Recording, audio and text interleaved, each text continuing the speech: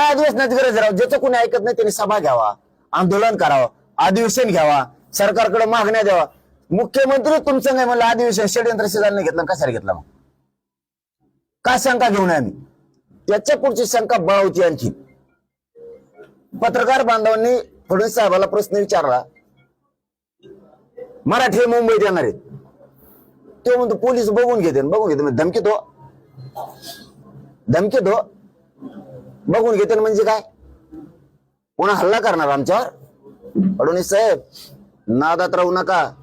तुम्हाला वाटत बहुमत मिळालं, लोकात जरी एकदा सटकली ना, बहुमत नसतं बहुमत नसतं आणि मराठ्यानेच बहुमत दिलं, इतक्या लवकर उपकाराची फेड करू नका. मराठ्याशिवाय सत्तेवर नाही येऊ शकत या राज्यात कोणी. तुम्ही चुकीचं काम करायला लागलात, लक्षात ठेवा. एका बी पोराला जर काठी लागली ना एका, तर राज्यातल्या तुमचा आमदार मंत्र्याचं फिरणं बंद आणि तुम्हाला महाराष्ट्र कायम बंद आणि तुमचं राजकीय करिअर जर नाही खलास झालं, नाव बदलून ठेवा तुम्ही मराठी. आयुष्यातून तुम्हाला उठवते राजकीय करिअर मधून मराठी. आणि तुमच्यामुळे मोदी साहेब सरकारला सुद्धा डाग लावणार. फक्त तुम्ही एकाही पोराला डोचून दाखवा, मोदी साहेब सरकार सुद्धा देवेंद्र फडणवीस साहेबांमुळे गोत्यात आलं म्हणून समजा. आणि आम्हाला बे मराठी म्हणते, ध्यानात ठेवा तुम्ही. रोकठोक महाराष्ट्राला सबस्क्राईब करा आणि बेल आयकॉनवर क्लिक करायला विसरू नका.